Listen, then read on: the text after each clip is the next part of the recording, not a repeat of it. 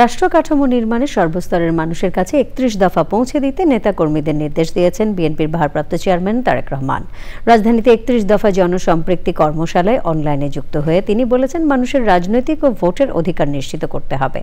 সরকারি ও বিরোধী দলসহ প্রত্যেকের জবাবদিহিতা নিশ্চিত করার কথাও বলেছেন বিএনপির ভারপ্রাপ্ত চেয়ারম্যান। রাহুল রায় জানাচ্ছেন। ধন্যবাদ।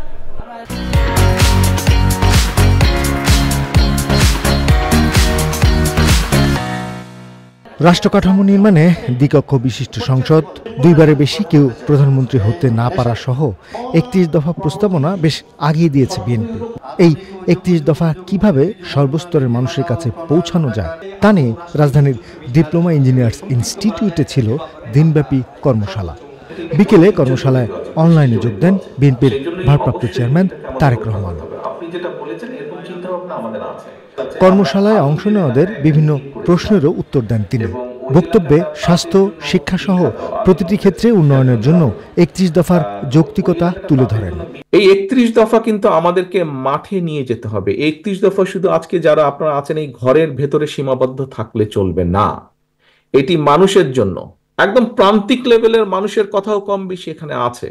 কাজে এই কথাগুলো প্রান্তিক লেভেলে নিয়ে যেতে হবে। আমরা জনসভা করে মানুষকে এটি বলবো না, বরং আমরা ছোট ছোট উঠান বৈঠক করব, গ্রামে গ্রামে করব, ইউনিয়নে করব, ছোট ছোট উঠান বৈঠক। এক কথায় যদি বলতে হয়, আপনাদেরকে সেই প্রস্তুতি নিতে হবে।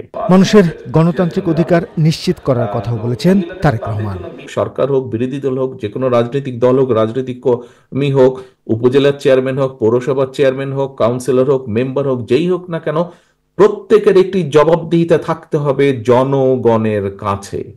জনগণ যখন জানতে চাইবে কেন এই জিনিসটা হলো, কেন এই জিনিসটা হলো না, কেন এটা করলে, কেন এটা করলো না, জবাবদিহিতা দিতে হবে, জবাব দিতে হবে সবাইকে। এবং এটি যদি নিশ্চিত করতে হয়, অবশ্যই দেশে ভোটের অধিকারকে প্রতিষ্ঠিত করতে হবে।